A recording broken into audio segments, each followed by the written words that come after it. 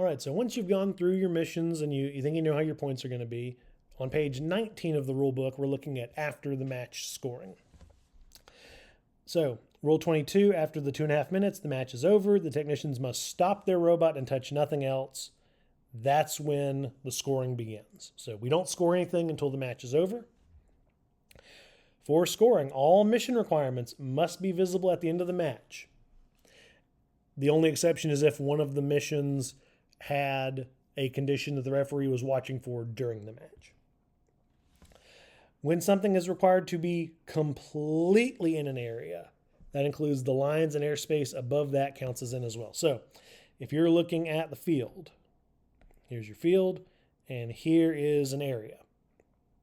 When we say in the area, we're talking extending an infinite volume upward. Kind of like how, if you are familiar with American football, the end zone is the vertical box as well, right?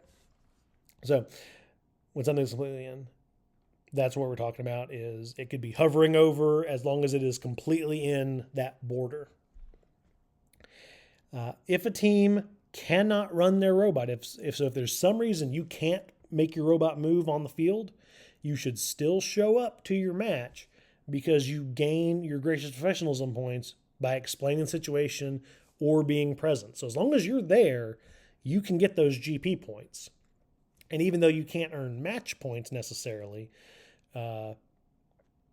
you can still earn those points for your core values. Now, that being said, depending on how you have your robot set up, some of the points you can earn by doing nothing. So you'll want to pay close attention to the scoring there.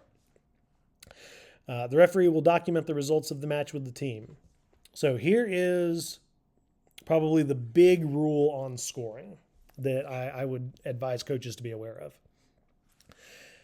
When the referee at the table is scoring the match, they will be going through that score sheet that we've shown before, line by line with the student, saying, you did this, you didn't do this, you did do this, you didn't do this.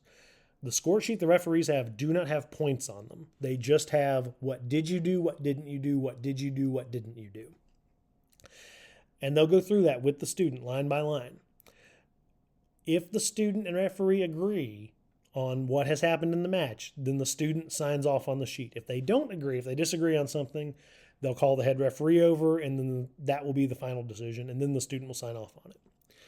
Once the student signs off on it, that's the end of the conversation. That match is no longer up for review forever and for always.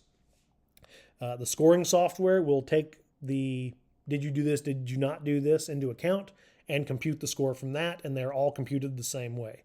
So no human is doing any point tallying. So that's what is important to know here, is once the student and referee sign off on that score sheet, that is the end of the conversation. Only the team's best score counts, and then we break ties with their second and third best scores. If there's a three-way tie, whoever's running the tournament will make a decision on what to do at that point. But that's very rare, and I haven't seen it come up, at least in our region, in the past 10 years. So there's a first time for everything, so we'll see what happens. So those wrap up the after the match scoring rules. So we've just got a couple more things we want to talk about, and then that covers most of the content we wanted to go over.